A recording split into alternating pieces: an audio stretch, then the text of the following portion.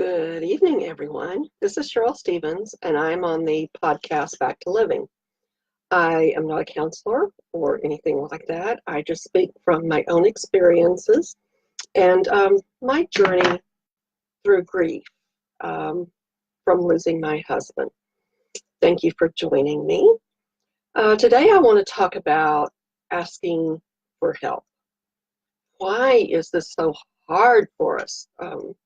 Especially when we need it the most. I suffered with the same thing. I don't know why that is. We were not created to be alone or go through life or our trials and our troubles alone. We just weren't created for that. However, it's so hard for us to ask for help, especially in those tough times. When you lose a loved one, as I did, I had so many people bring food. I had so much food, and it was wonderful, and I loved every bit of it. And those people that brought food did it out of their heart, and I could not be more thankful for them. They were truly blessing me by bringing that. But sometimes food's really not all that we need. There's other things that we need that we usually don't even think to ask for help with. Maybe you have children, you need a babysitter for a little while just to be alone or go to the store or a doctor's appointment, whatever. Maybe you need help with groceries. Maybe you need help mowing the yard or clothes from the cleaners, or even housework. You could be struggling with any of those. Possibly budget. There are so many things you could be struggling with. I know I did. But I didn't want to ask for help because I thought I could do it on my own and I should be able to do it on my own. And by asking someone, I would be putting them out or bothering them, which is further from the truth. They wouldn't offer help if they were not willing to help. You have to speak up. You have to let people know what you need. But if you don't, you're probably not going to receive the help that you need. You need to let your needs be known.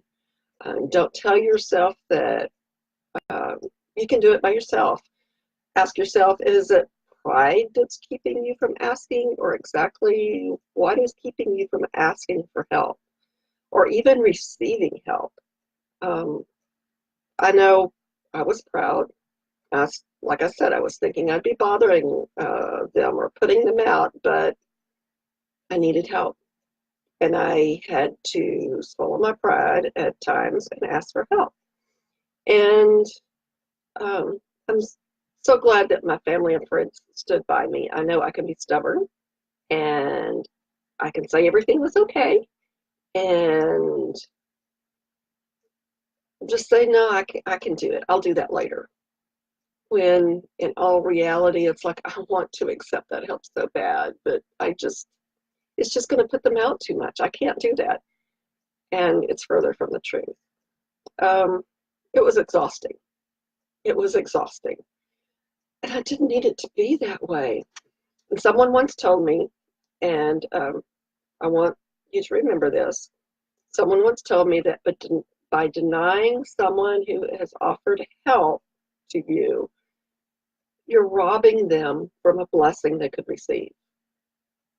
I know I was reminded of that early on through my grief. I was glad I didn't go through a long period before that sank into my head. And now if I need help, I'm going to ask somebody. It's not as frequently, but yeah, sometimes I say, I just need to talk. Can you help me with this? Just different things. And that's hard for me to do. But I've learned that, or I hope I have learned, I'm trying, that my friends are there, my family's there to help me. And I need to remember that. Take it to heart. If you have someone going through grief, or if you're going through yourself, reach out to your friends and family. Let them know, hey, I could use some help going to the grocery store. Can you go with me? It's really hard going by myself. Or, I need somebody to come stay with the kids while I go to a doctor's appointment, or anything like that. Let someone know your needs. And if you are the friend watching someone go through this, be that friend to be there with them. Walk beside them. Listen if that's all they want. Just sit there in silence if they want. Try to pick up on possible little hints that, they probably need help with this, and try your best to convince them that you wouldn't be offering if you were ready and willing to help. Because I'm sure there's a lot of stubborn people out there, just like I was stubborn. And I know you're probably going through some rough times, and it's hard to ask for help. I know that. I've been there. But please remember that your friends and family are there for you. Ask for help. Let your needs be known. And share this podcast. If I can help one person get through one troubling day by anything I say, then this has been well worth it. It's been hard for me to open myself up and talk about this. Talking about it does help me. It's my therapy, to be able to work through the grief I had and I'm still having at times. And it's hard putting yourself out there, but it's all worth it if one person can get one bit of help or one tip to help them through a day. It's well worth it. And I felt like I have been led by God to do this. So please share this podcast if you know of anyone going through grief.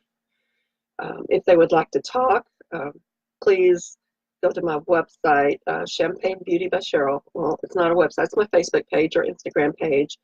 And reach out to me. I'll be glad to talk to them. If you would like to talk on the podcast about some of the tips you have, please get in touch with me on my Facebook page. You can schedule or message me and I'll reach out to you again.